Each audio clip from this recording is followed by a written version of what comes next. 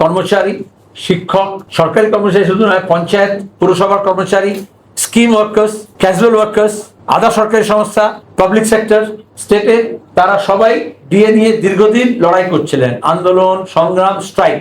13 তারিখে দেখেছেন সবাই মিলে একটা বৃহত্তম ধর্মঘট হলো।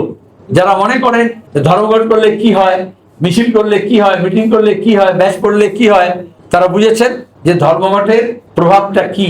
এটা সরকার ইচ্ছায় করেননি, ভোট নিয়েও করেননি। তা নাহলে 13 তারিখে স্ট্রাইকের আগে 9 মার্চ এই সরকার সুপ্রিম কোর্টের কাছে আবেদন করেছেন 1 তারিখ বাড়াতে হবে, তার কাছে টাকা নেই। তাহলে চাপ করলে কি সব বলে না? তাহলে স্ট্রাইক করে তাদেরকে আমরা সম্মান জানাচ্ছি, যারা ধর্মঘট, হুমকি, হামলা এবং বদলি এইসব ষড়যন্ত্রকে ত্যাগ করে দিয়ে তারা স্ট্রাইক করেছেন। তাহলে মানুষ ইতিহাস লেখে। 2, যে সমস্ত আইনজীবীরা, বামপন্থী আইনজীবীরা একেবারে নিম্ন আদালত থেকে সর্বোচ্চ আদালত পর্যন্ত লড়াই করেছেন রিলেন্টলেসলি, সমস্ত তথ্য প্রমাণ দিয়ে। লড়াই এই জন্য করতে হয়েছে, মমতা ব্যানার্জি প্রথম থেকে বলেছেন ডিএটা দান, আর আমরা বামপন্থীরা বলেছি এটা অধিকার। উনি বলেছেন ডিএ পাওনা নেই, মিথ্যা বলেছেন। সুপ্রিম কোর্ট স্বীকার করেছে এটা কর্মচারীদের অধিকার। 3 তারিখ দিয়ে দেওয়া হয়েছিল, এই তারিখের মধ্যে করতে হবে। উনি আদালতের রায় মানেননি। এখন জনতার আদালতে যাওয়ার আগে ভয় পেয়েছেন। তাহলে যে কোনো আদালত থেকে সবচেয়ে বেশি বড় আদালত হচ্ছে জনতার আদালত, এটা এখানে প্রমাণিত হলো।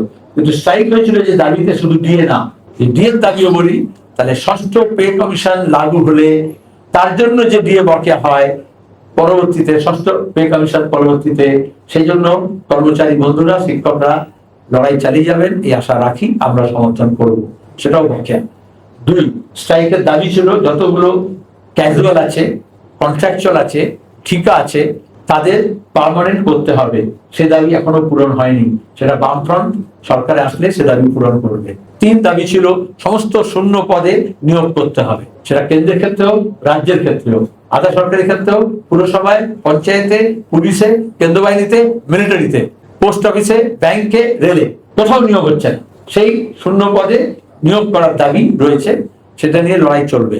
3, আমরা বলেছি যে সুষ্ঠুভাবে, দুর্নীতি মুক্তভাবে নিয়োগ করতে হবে, সেটা হচ্ছে না, সেটাও করতে হবে।